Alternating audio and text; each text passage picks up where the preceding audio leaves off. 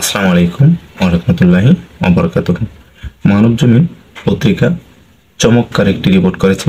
সেই রিপোর্টটি আপনাদের মাঝে তুলে ধরার চেষ্টা করব। সেটি হলো ফ্যাসিস্ট আওয়ামী লীগ গণতন্ত্রের ভয়ঙ্কর শত্রু বলে মন্তব্য করেছেন বিএনপির ভারপ্রাপ্ত চেয়ারম্যান জনাব তারেক রহমান। বৃহস্পতিবার এক বাণীতে তিনি এ মন্তব্য করেন। স্বৈরাচার পতন ও গণতন্ত্র মুক্তি দিবস উপলক্ষে বাণীতে বিএনপির ভারপ্রাপ্ত চেয়ারম্যান বলেন, স্বৈরাচারী হোসেন মোহাম্মদ এরশাদ গণতান্ত্রিক প্রতিষ্ঠানগুলোকে ধ্বংসস্তূপে পরিণত করে। দীর্ঘ 9 বছর আপসহীন দেশনেত্রী বেগম খালেদা জিয়ার নেতৃত্বে গণ আন্দোলনের ধারাবাহিকতায় 90-এর 6 ডিসেম্বর এই দিনে ছাত্র জনতা মিলিত শক্তিতে স্বৈরাচারকে পরাজিত করে মুক্ত হয়েছিল গণতন্ত্র।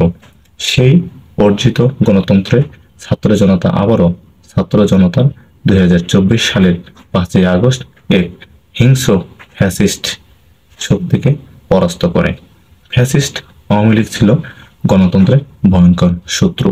ফ্যাসিস্ট শেখ হাসিনার দুঃশাসনের অবসানের পর আবারও গণতন্ত্রের সম্পূর্ণ পুনরুজ্জীবন এবং রাষ্ট্র ও সমাজের গণতান্ত্রিক মূল্যবোধ প্রতিষ্ঠা করতে আমাদের নিরলস সংগ্রাম করতে হবে।